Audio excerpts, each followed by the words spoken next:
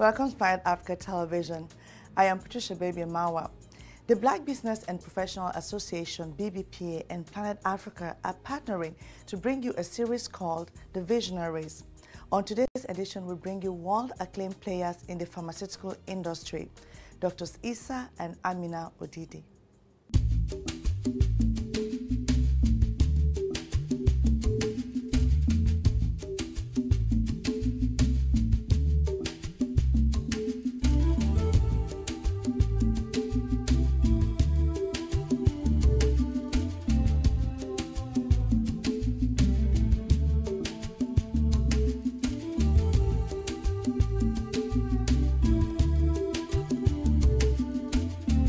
Drs. Issa and Amina Odidi have become world-acclaimed players in the pharmaceutical industry by developing and applying their personal invested proprietary technologies and innovations to the development of controlled-release drug products for third-party pharmaceutical companies.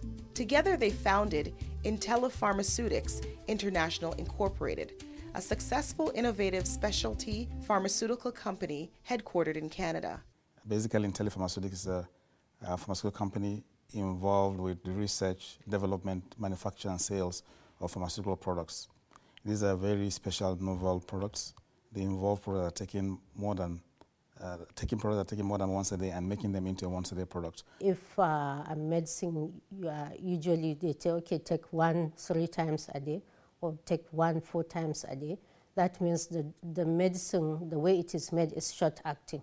You take it in your body, after a few hours, it acts and then it comes down. It's no longer in the blood. So you have to take a second dose and then a third one, sometimes even a 4th one.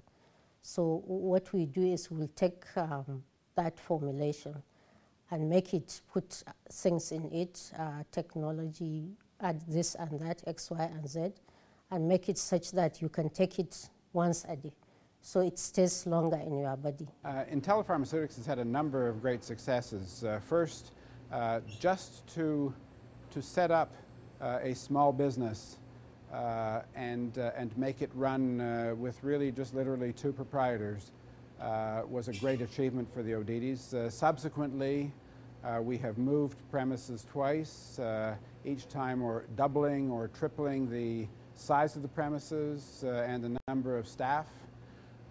We have gone from being a company owned entirely by the Odidis to attracting a substantial amount of private financing in 2004.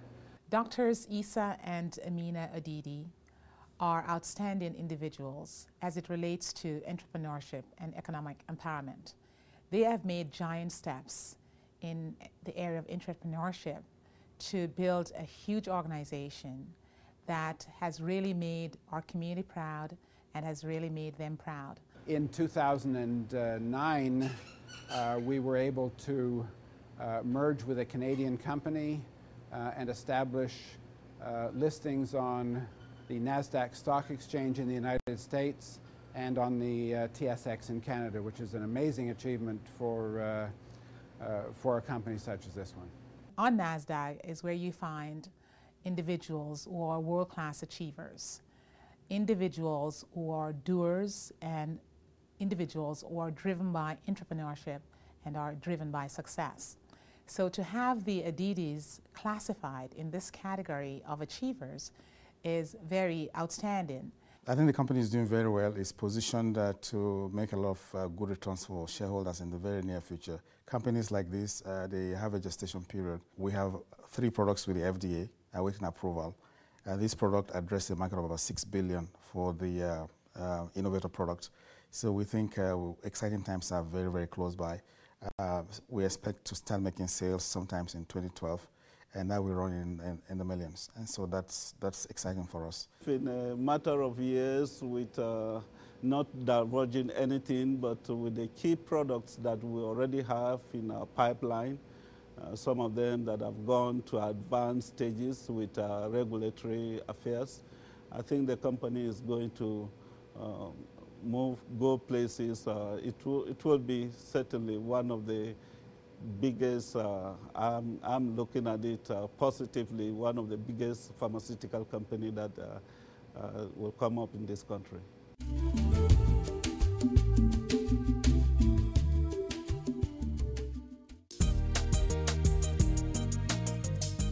Welcome back. Together, Drs. Issa and Amina Odidi founded Intellipharmaceutics, an innovative pharmaceutical company headquartered in Canada. They have proved that working together as a couple can be good for business.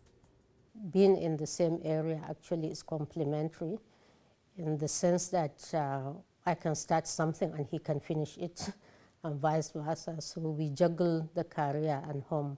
In that way, we do a lot of our work in the home. So our kids knew that. They were patient. We were able to juggle, and Issa usually goes away. I try to stay home as much as possible.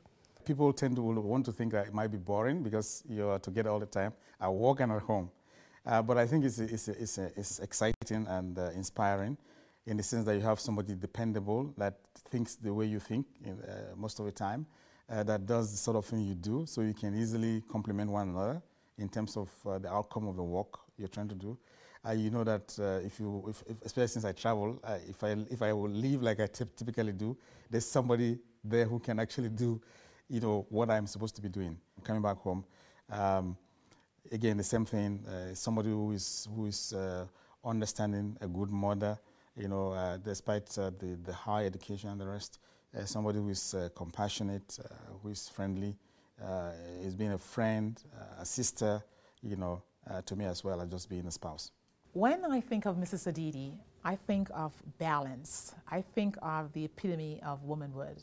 I think she possesses most of the things or qualities that any woman, especially a woman in leadership, would want to aspire to be. Mrs. Odidi is very humble.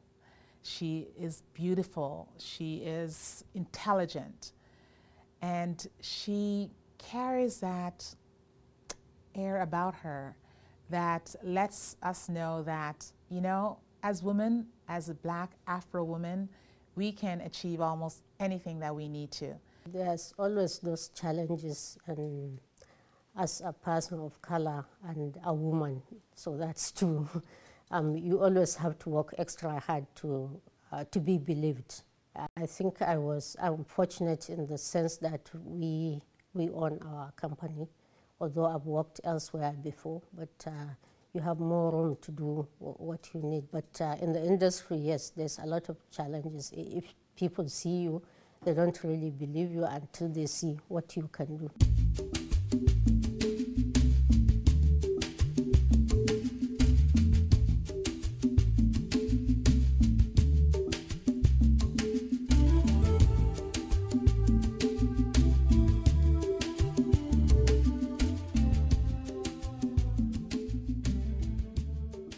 My role models, again, I look at it from perhaps three perspectives. Obviously, one is my immediate parents and what they stand for and how they had made me to see through their lenses how to work hard and become a good citizen and to make a positive impact on people and what I do in life. One of my role models and a mentor is Right Honorable Joe Clark, the 16th Prime Minister of Canada. He's been a good friend, like a father figure to me, and his statesmanship, his leadership qualities, his compassion for people that have needs, really, really have inspired me and have meant a lot to me. On a more didactic level, I see Canada, the country Canada, as a role model. The ability for Canada to welcome a mosaic of people. Yeah, in history, I would say Queen Amina. She was a warrior. I'm not really into war, but I think she encompasses what the saying, what a man can do, a woman can do even better. At 16, she was going to war and all that. But closer to my life, I think my father was a role model for me. He is an outstanding parent. he's a traditional ruler, you know, a very good exemplary leader of his people. He was an astute politician. He's an educationist. He's a good advocate of girls' education. So in those days, me and some of my sisters went to a boarding primary school. He was commissioner for education in Kano in the 70s then, and he did a lot for education in Kano, especially girls' education.